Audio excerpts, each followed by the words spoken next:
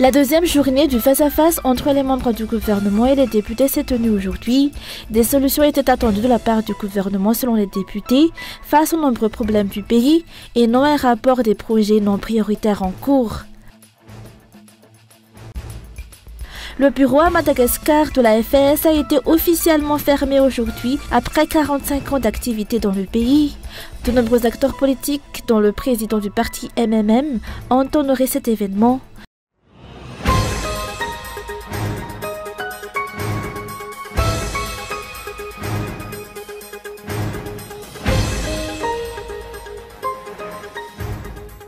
La deuxième journée du face-à-face entre les membres du gouvernement et les députés s'est tenue aujourd'hui. Jusque-là, le face-à-face a laissé un goût amer de déception pour les députés, même si c'était prévisible selon eux. Des solutions étaient attendues de la part du gouvernement face aux nombreux problèmes du pays et non un rapport des projets non prioritaires qui ont été achevés ou qui sont en cours. Pour la plupart des élus, l'Assemblée nationale a perdu de son prestige avec les actions de l'exécutif et de certains députés. Le travail de député est actuellement dévoyé.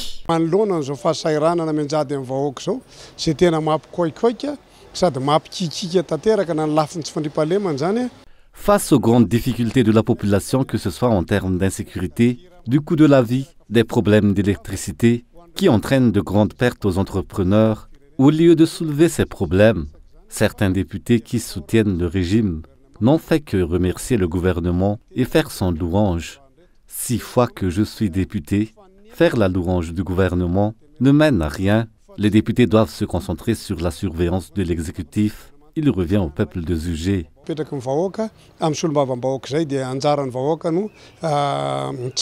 Selon les députés, leurs 4 minutes de prise de parole ne sont pas suffisantes pour faire le compte-rendu et alerter l'exécutif face aux problèmes que rencontrent leurs districts respectifs. Les débats durant la deuxième journée du face-à-face se sont concentrés sur les problèmes d'électricité et la revendication du recrutement d'enseignants dans la fonction publique.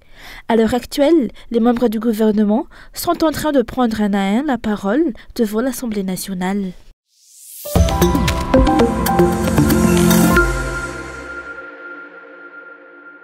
Les dirigeants actuels devraient avoir la décence de démissionner face à leurs échecs dans la résolution des problèmes nationaux, a soulevé aujourd'hui le président du parti Malakas Miaramiang, Adouandjena Narvelu.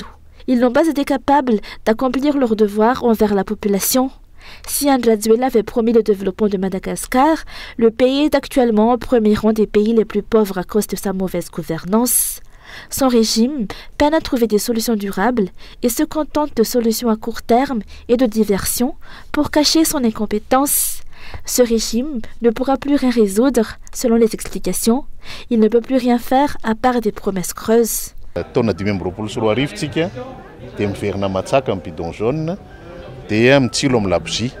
Nous sommes en 2025, mais les Malgaches sont à nouveau contraints de puiser de l'eau avec des bidons jaunes et s'éclairer avec des bougies. Je ne sais pas si un autre pays dans le monde a aussi déjà connu un tel recul. Les débats qui ont eu lieu ne vont apporter rien de concret. Pour nous, s'ils n'ont rien fait jusque-là, ce n'est pas maintenant que ça changera quelque chose. Certains élus, conscients qu'ils n'ont pas été élus de manière légale, sont obligés d'être redevables avec ceux qui leur ont aidés au lieu de la population, ce qui prouve que les élections précédentes ont été irrégulières. Pour ces élus, ce sont le président et le gouvernement qui leur ont mené au pouvoir et non le peuple.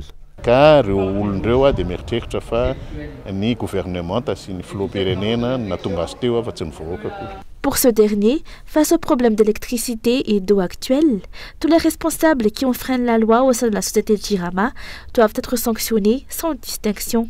Les détournements de fonds et pratiques opaques au sein de la société doivent être démantelés. La décentralisation du pouvoir dans la gestion de la société est demandée afin que tous les responsables dans chaque région puissent mettre en place des stratégies adaptées à leur localité. Le problème n'est pas le statut de la société, mais le manque de transparence dans sa gestion.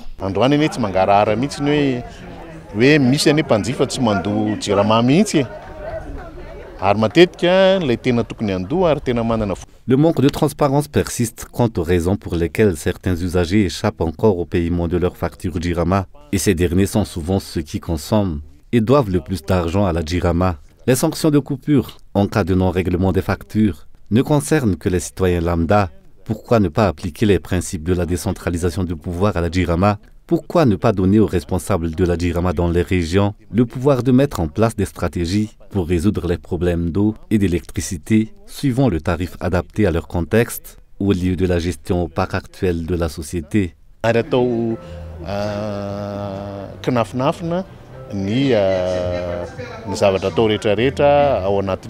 Il apparaît désormais que le peuple n'a plus confiance en ses dirigeants à cause de ces nombreuses promesses non tenues.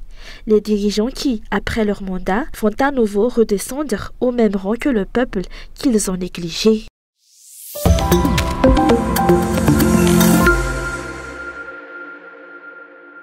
Le bureau à Madagascar de la fondation politique Friedrich Ebert Stiftung, ou FES, a été officiellement fermé aujourd'hui, après 45 ans d'activité dans le pays.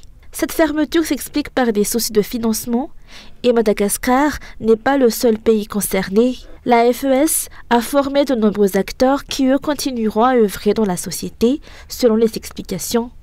Cette fermeture ne signifie pas non plus l'arrêt de la coopération entre Madagascar et l'Allemagne, a tenu à souligner aujourd'hui l'ambassadeur d'Allemagne à Madagascar. Je tiens à souligner que la fermeture de ce bureau est due à des raisons budgétaires en Allemagne. Les paysages politiques, comme vous le savez, a beaucoup changé ces dernières années, avec beaucoup plus de partis représentés au Parlement.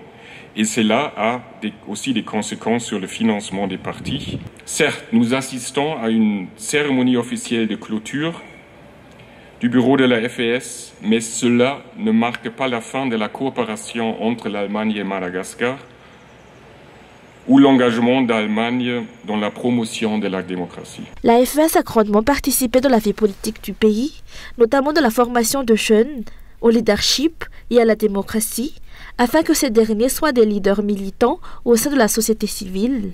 Nombre de ces jeunes sont devenus des hauts responsables de l'État, certains des chefs de parti, d'autres des élus. L'un de ces programmes phares était le YLTP.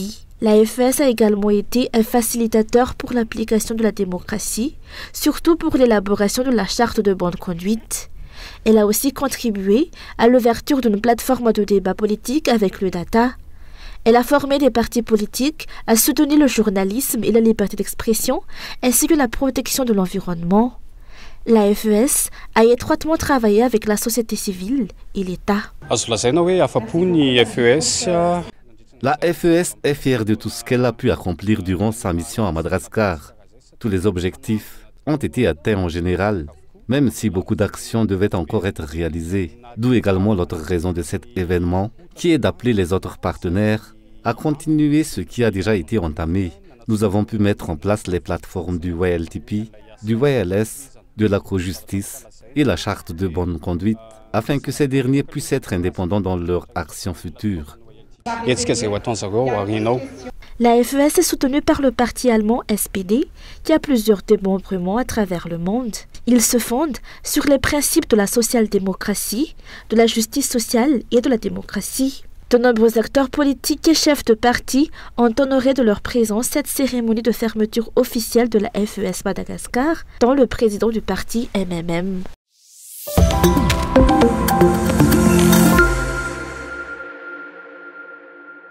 Depuis le début de l'année 2025, il y a déjà eu 8 cas d'enlèvement d'enfants albinos qui se sont soldés par la mort de 2 d'entre eux. Les personnes en situation d'albinisme vivent encore dans la peur à Madagascar. Ces dernières sont exclues de la société, persécutées, enlevées, sacrifiées et sont tuées de manière violente. Face à cela, le président de l'association des albinos a déploré aujourd'hui le manque d'initiative des dirigeants pour la protection et le respect des droits des personnes atteintes d'albinisme. La raison est que de nombreux responsables de trafic d'enfants albinos sont apparents, mais aucun n'est arrêté ni poursuivi. Des hauts responsables étatiques les protégeraient selon les explications. Cette absence de considération a également été apparente lors de l'adoption de la proposition de la loi pour la protection particulière envers les albinos avant-hier à l'Assemblée nationale.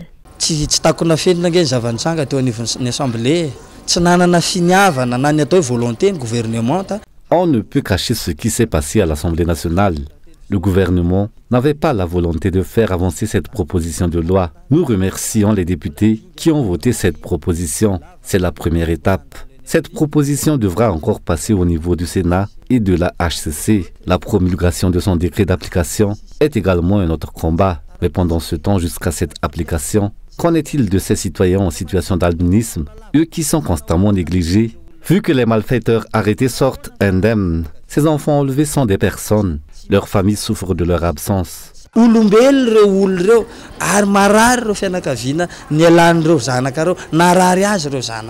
Penser qu'emprisonner un enfant albinos peut apporter la richesse est une croyance erronée que beaucoup cultivent dans le pays.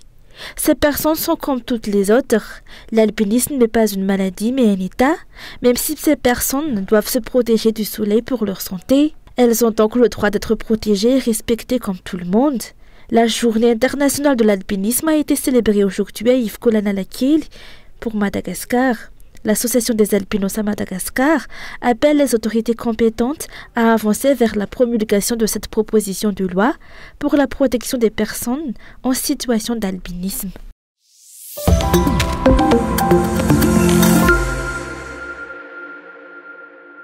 Le nombre d'enseignants d'anglais à Madagascar reste encore insuffisant face aux besoins. La raison est le manque de centres de formation d'enseignants d'anglais et le fait que de moins en moins de jeunes se tournent vers l'enseignement. Face à cela, le secteur privé a pris l'initiative de chercher des solutions et moyens pour améliorer la qualité de l'enseignement de l'anglais à Madagascar. Une prise d'initiative que l'ambassadrice américaine à Madagascar a spécialement saluée. Cette dernière a souligné l'importance des enseignants d'anglais dans la dispensation d'enseignement de qualité.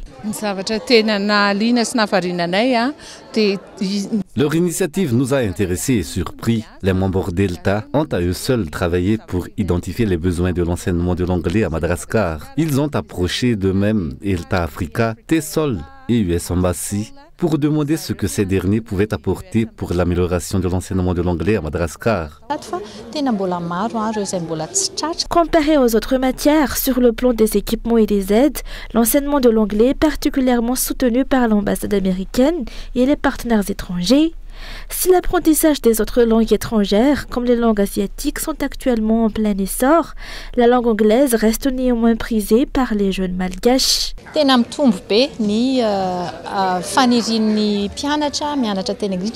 Les jeunes sont toujours aussi intéressés par l'apprentissage de l'anglais, surtout avec l'essor des réseaux sociaux. Et le plus surprenant, c'est qu'ils sont particulièrement intéressés par l'anglais américain et la culture américaine. Beaucoup de jeunes veulent étudier à l'étranger. Beaucoup étudient déjà à l'étranger à distance via les programmes MOS. Un atelier de 2 jours visant à renforcer les compétences des enseignants d'anglais à Madagascar de plus d'une centaine s'est achevé aujourd'hui. Organisé par l'ELTA, l'association des enseignants d'anglais, soutenue par l'ambassade américaine, cet atelier s'inscrit dans la vision d'amélioration de l'enseignement de l'anglais à travers l'île.